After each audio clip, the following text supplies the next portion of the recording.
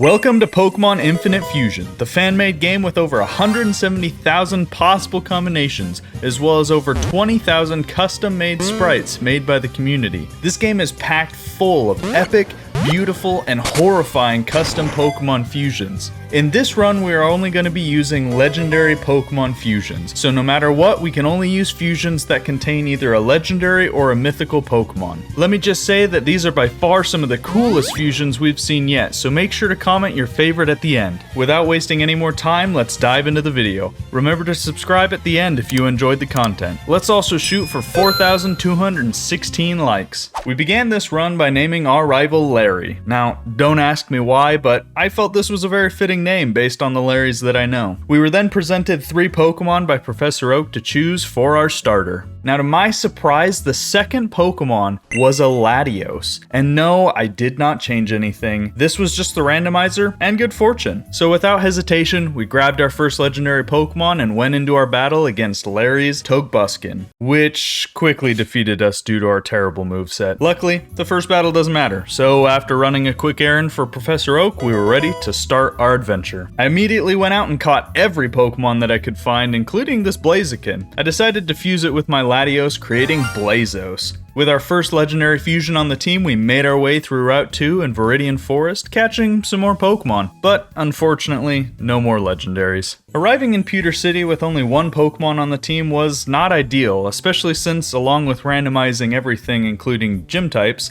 I set the game to hard mode, but I'm still using the normal level caps. This means gyms and trainers should be consistently over-leveled to make up for me using legendary Pokemon. Regardless, I made my way forward to the Pewter City gym to face off against the now ground-type gym leader Brock. I'm sure glad we have the ability Levitate. Now Brock led Hyper, a Hypno-Wooper fusion, and after we Dragon Danced a few times, we knocked it out with Slash. His next Pokemon Megafan wouldn't have been an issue at all if we'd gotten any fire or flying type moves, but I completely forgot to go to the move rememberer, so we didn't have any. With Rollout doing massive damage, I thought it was over. Luckily, Slash knocked it out with a critical hit, winning our first gym badge on the first try. After beating Brock, we headed towards Cerulean City for our second gym badge. On our way, I encountered this trainer that had an amazing Klinklang Porygon fusion, and we got absolutely destroyed. Again, and again, and again. But being the prideful creature that I am, instead of going around, I decided I wasn't going to move on until I had won. So I headed back to the move relearner and taught Blazos Fire Punch. After a few Dragon Dances, we easily knocked it out and could finally move on. We then ran into a nurse and several Pokemon trainers that had been robbed in the nearby cave. Brock charged us with finding out what was going on, so we pressed forward. Finding that Team Rocket was involved, we decided to stop whatever their plan was and press deeper into the cave. While traveling, we found this Bellsprout Suicune fusion, and we caught it to get our second legendary. This Flaffy fusion was absolutely adorable,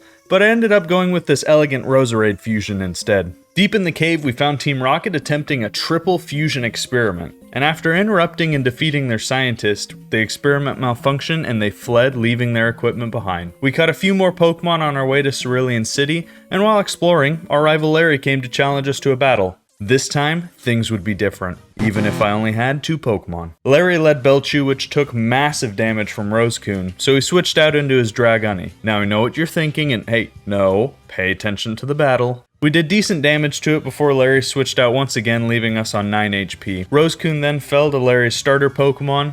Our Latios fusion, who I guess we'd nicknamed Sky at some point, Dragon Danced 4 times, and with max speed and attack, we finished off both Togekin and Rosexio with Slash. I then missed due to a previous sand attack, and Dragoni knocked us out. Our second attempt went much smoother, with Rosecoon defeating Belchew with Aurora Beam and then Sky Dragon Dancing once again to knock out Larry's starter and Rosexio with Slash. His final Pokemon, Dragoni, took massive damage with Slash, and then we finished it off with Aurora Beam.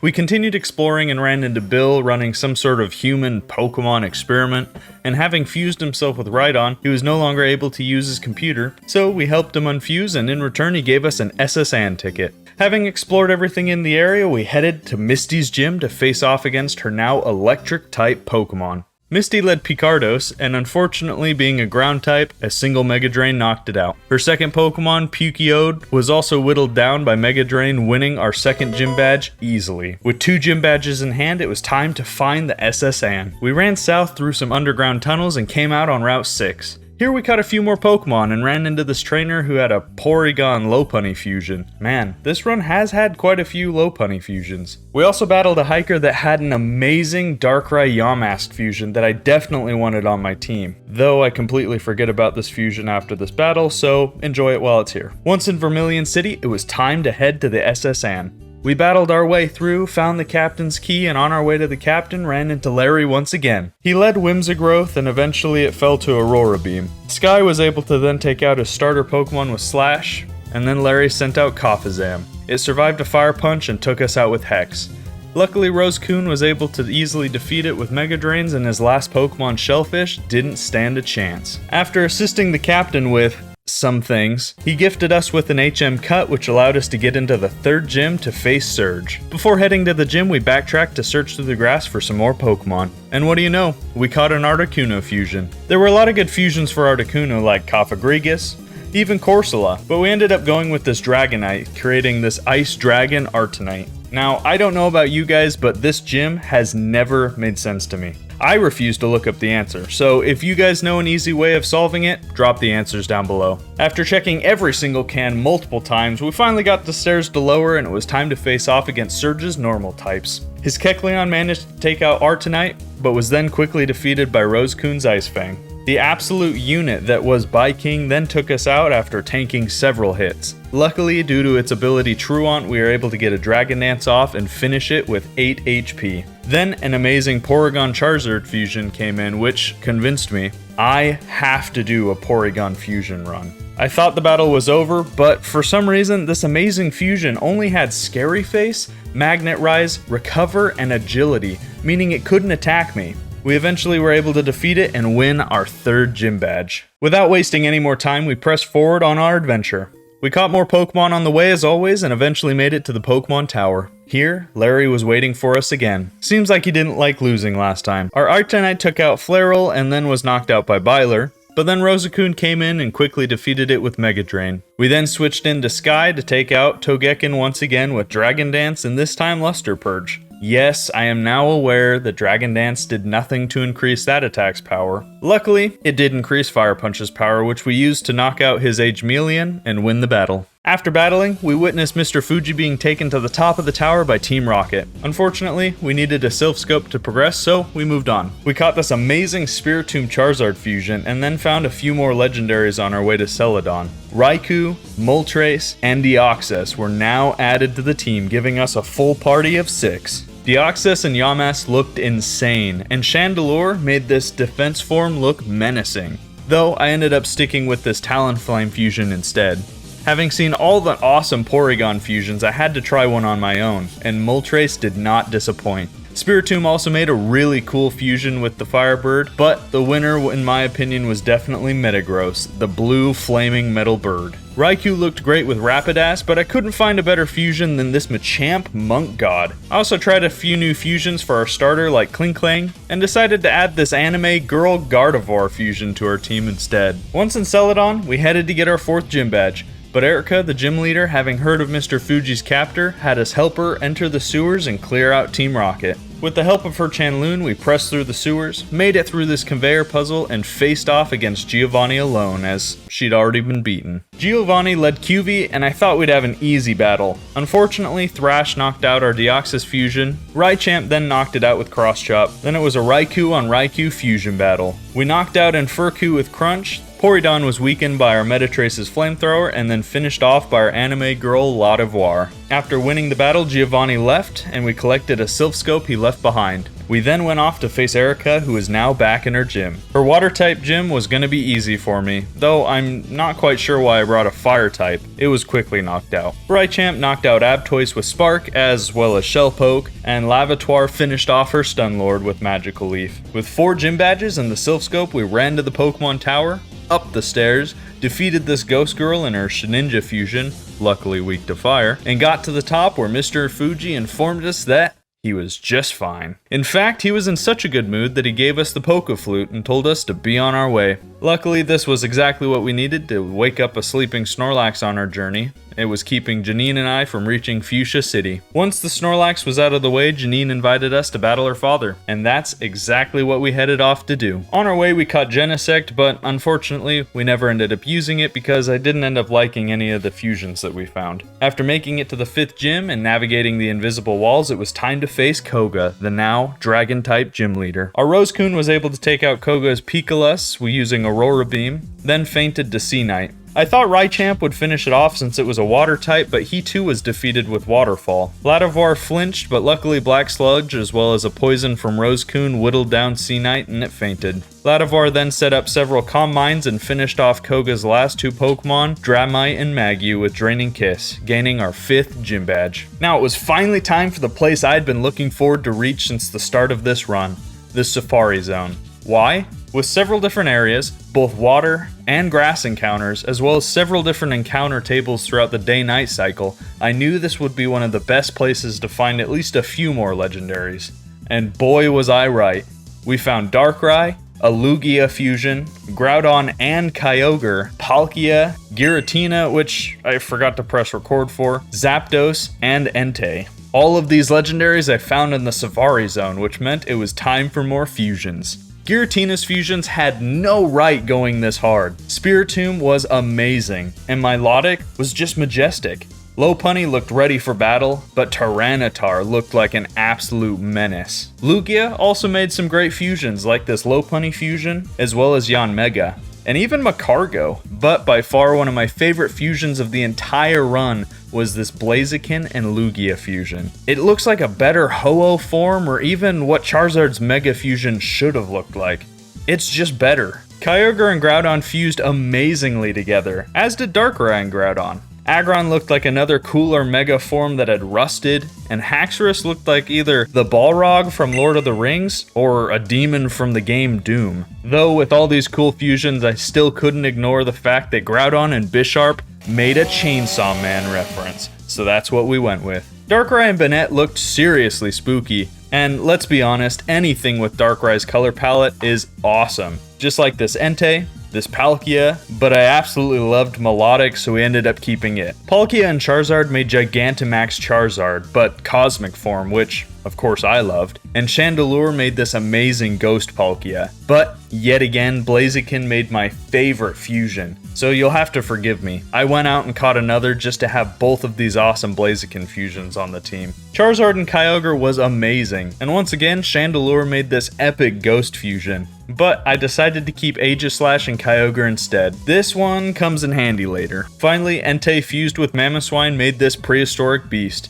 and we finally had all our amazing new fusions. I never found any good ones for Genesect and Zapdos, unfortunately. With our new team organized, it was time to head to Saffron City, where it appeared Team Rocket had taken over Silphco. So, as the hero that I am, I battled my way through the building, rescued every single person I could find, and headed to face off once again against Giovanni. Until Larry showed up to challenge us once more. After using Coil, our Darktick easily hit a Hydro Pump, knocking out Larry's starter, which actually turned out to be a Zoroark Ninetales fusion. His Oddv then knocked us out with Moonblast, and then quickly fell to Blaziken. We missed our next move and Picado knocked us out with Thunderbolt, only to be defeated by Pelican with Spatial Rend. Pelican then fell to his real starter but was quickly avenged by Aegyeogre with Origin Pulse. Garterra was his last Pokemon and it knocked us out but then fell to Mamtace, winning us the battle. After healing up our Pokemon, we went to fight Giovanni once again, this time with Larry's help. Funny enough, he led with a Blaziken Ho-Oh fusion, showing once again that Blaziken fusions are amazing. He then single-handedly carried us on his back because our Pokemon were fairly underleveled for this fight. Luckily, we defeated Giovanni and chased off his team, freeing Saffron City and Silphco.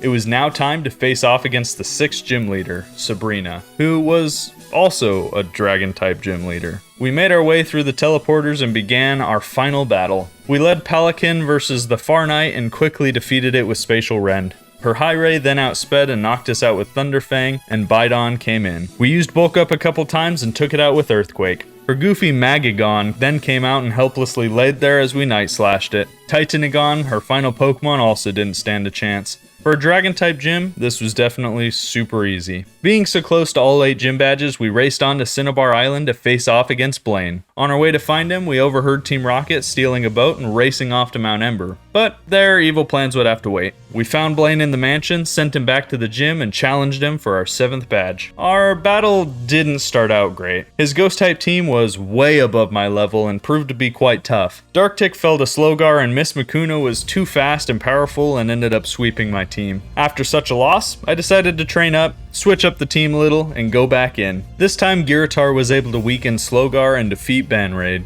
Blazegia and Bidon then worked together to chip away at ZapMolCuno, allowing Darktick to finish it off. Unfortunately, a cute little Litwig came in and Leaf Stormed, defeating us. What is it with adorable Pokemon defeating us in this gym? At least it wasn't as bad as our Evolution Fusion run. Our 3rd attempt at this gym went well as Giratar weakened Slowgar, knocked out Banraid, and then somehow survived a freeze dry to ZapMolCuno, allowing it to be finished off as well. Blazegia then took out Litwig with Aeroblast and finished off the battle by defeating Slowgar as well. We now had 7 gym badges. With our badges now in hand, it was time to go surf the wild currents and make our way to Mount Ember. Aw, look, a little group of Corsola. We battled our way through to where Giovanni was and witnessed him fusing 3 legendary birds together into the ZapMolCuno fusion from the manga. Now this legendary fusion is unlike any of ours. Not only does it have an individual health bar for each head, they each get to attack every turn, meaning unless my Pokemon outspeed, we have to take 3 attacks before getting to attack ourselves. I guess it's time to see how the legendary fusions do. Leading off with Age Ogre, we set up the rain, weakening any fire moves coming our way. We used Calm Mind a couple times and used Ice Beam on Zapdos to weaken it. This fusion is bulky. Just before getting knocked out, I clicked on Origin Pulse and realized this move hit all 3 of them at once, and it did massive damage in the rain. After fainting, it was all downhill as Ancient Power and Air Slash knocked out each one of my other Pokemon as they outsped. But now I had a plan. So we rushed back and challenged Giovanni one more time without changing a thing. This time we sent in Aegiogre and Calm Mind immediately twice. Then with Rain Boosted Origin Pulse, we did massive damage to each head and knocked him out in 2 attacks, becoming the easiest win of all of our playthroughs. This Kyogre fusion is a beast. Giovanni, now defeated, retreated, and his crew chased after him, leaving the birds to unfuse and fly off. It was finally time to get our last gym badge.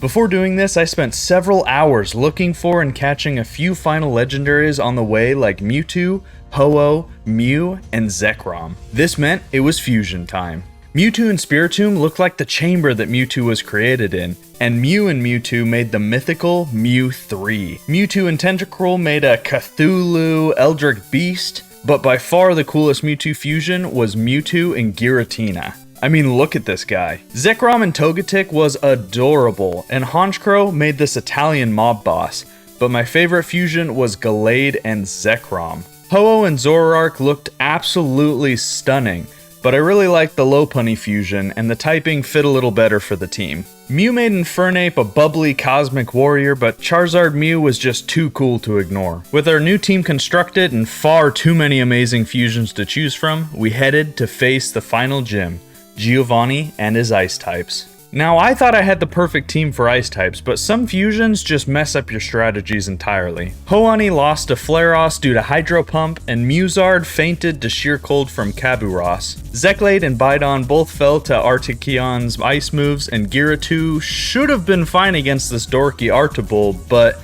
it was defeated by Mirror Coat. Our second battle didn't go much smoother. This time Talonix fell to Hydro Pump, but luckily Muzard was able to do decent damage against the Lapras fusion and knock out his Zakuno with Ancient Power and Flamethrower. Kabuross then knocked it out with Sheer Cold, but Biden was able to barely survive and knock both Kabuross and Flareus out with Earthquake before falling to Articheon. I thought Giratu would be able to finish it off, but it was defeated by Blizzard and Hail, so Ho-Runny was our last hope. It was able to snag a burn with Sacred Fire, knocking out Articheon, and then, knowing that it wanted to Mirror Coat, we used only physical moves against his last Pokemon. Dizzy Punch was able to whittle it down and finish it off, winning our 8th and final gym badge. With all 8 gym badges in hand, we headed for the Pokemon League where Larry was waiting for a final challenge. Wizme Jr. wrecked Zekblade with Moonblast, and I don't know what I was thinking, but I sent out Bidon, and he was instantly killed as well. Horunny then knocked it out with Sacred Fire, and we set up the Sun against Omaking. With Dizzy Punch, we knocked it out as well.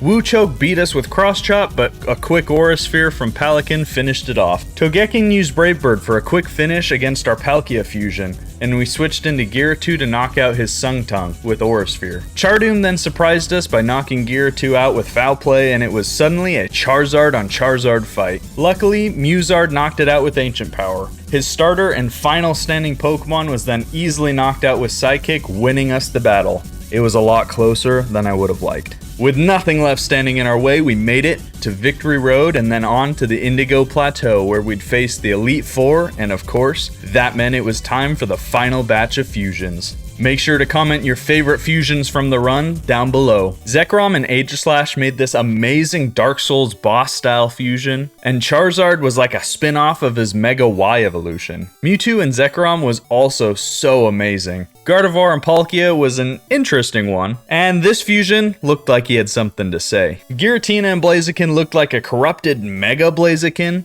and Groudon Giratina looked like it was in pain? This Gardevoir fusion was stunning, and Aegislash, as always, was awesome. Mew and Lopunny was adorable, and I didn't think anything could make an Aegislash fusion be cute, but here it is. Both of these Lugia Metagross fusions were super cool, as well as the Deoxys and Lugia, and there was absolutely nothing more intimidating than Suicune and Lugia. Deoxys and Aegislash looked like some sort of space knight, while Gardevoir and Deoxys looked like Hatsune Miku. I had several people request Latios and Vaporeon, and it was awesome, but not quite as cool as Dragonite and Darkrai. Lopunny and Kyogre kinda looked like that Chaos Emerald monster off of the Sonic show, and Deoxys and Roserade looked quite spiky. I also ended up using this Articuno Roserade fusion purely for the typing. It wasn't bad. And with that, our new team was born. I chose my favorites from the run, and here they are. Make sure to comment your favorite fusions from the run and which team you would have used.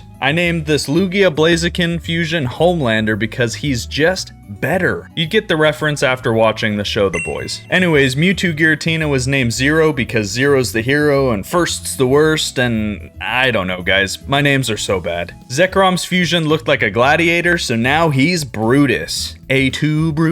Batman got his name because their fused name is Dark Knight, and once I saw it, I couldn't get it out of my head. The Kyogre Groudon fusion Gaia is back. Land and sea, the earth, you get the point. And our final member we named Goober, because they're really only here due to the fact that we needed the typing. With the team recap done, it was time to head in. Somehow Lorelei was randomized into her original typing, and I was worried I'd messed up the randomizer for the Elite Four. In this battle, Homelander showed exactly why he's just better. With Flamethrower, he knocked out every single Pokemon, winning the battle in one fell swoop. By far, the easiest Elite Four battle we've ever had.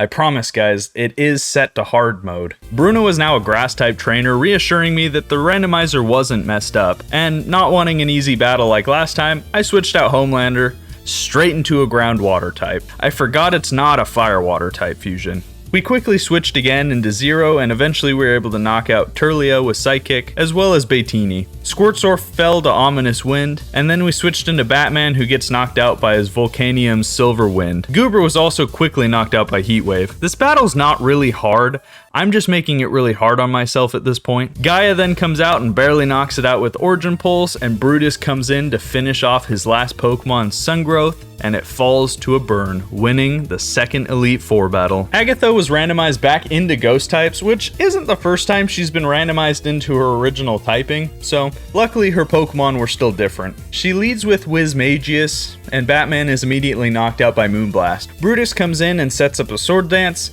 then with Ironhead, he knocks it out and then is knocked out by Infernwick's Overheat after it survived a Dragon Claw on 1 HP. Gaia finished it off with Origin Pulse and then barely manages to take out Lickister as well. Dustneck survives on 1 HP thanks to its sturdy ability and then sacrifices itself using Double Edge. Her last Pokemon, Kofabat, then uses Air Slash and flinches 0 to 0 HP. It does the same with Homelander, leaving us our final Pokemon, Goober. Luckily, It pulled its own weight and managed to survive an air slash, not get flinched, and took it out with freeze dry. So far, 3 for 3. Lance's fire type team was next. Batman managed to take out Pygmalion with Dragon Claw, and then goes down to Rayquaza's Dragon Pulse. Goober comes in and tries to freeze dry, but is beaten by Extreme Speed. Luckily, we left him poisoned due to its ability. Gaia then comes out and Lance switches into King-9, which only got destroyed by Origin Pulse. Chartotal stood no chance against Earthquake, and Rayquaza fell to Origin Pulse as well. I made a bad switch into Brutus against Proflosion's Inferno, and we were beaten by a Rollout. Rollout then knocked out Gaia and Zero after living in Earth Power. Luckily, Homelander was able to finish it off, winning the final Elite Four battle. Finally, I had beaten the Elite Four first try, and it was time for the final battle against Larry for the title of champion. Torbarrel and Batman fought for a little while, but Larry using full restores meant Batman was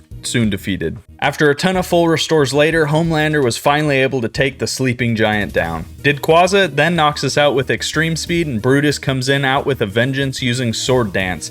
Fusion Bolt then finishes it off. Crook Known somehow outspeeds us and knocks us out with Foul Play, but Goober comes in and finishes it off with Energy Ball. Larry's Togekin knocked out Goober with Flame Charge, and Gaia was able to come in and finish it off with Origin Pulse. His Permy almost finishes off Gaia, but we were able to knock it out before going down to Dustniclus. With only one Pokemon on both sides left, I had to think hard about what types would be useful against this Pokemon. Earth Power ended up doing almost nothing, and with Payback dealing massive damage, I knew I only had one chance left. I was about to choose Psychic when last second I switched to Ominous Wind, which snagged a critical hit and was super effective, defeating Larry's last Pokemon and winning us the title of champion. With that, we had beaten Pokemon Infinite Fusion with only legendary fusions on hard mode. It was fairly easy, but it did have some of the coolest fusions yet. I definitely think we could do a whole new run using completely different legendaries. Regardless, if you enjoyed the video, consider subscribing, as only 2% of my viewers are currently subscribed, and we're almost at 10,000 subs as of recording this video. Also, check out our other fusion runs and let me know what you'd like to see us try next. Thank you guys so much for watching, and until next time, peace.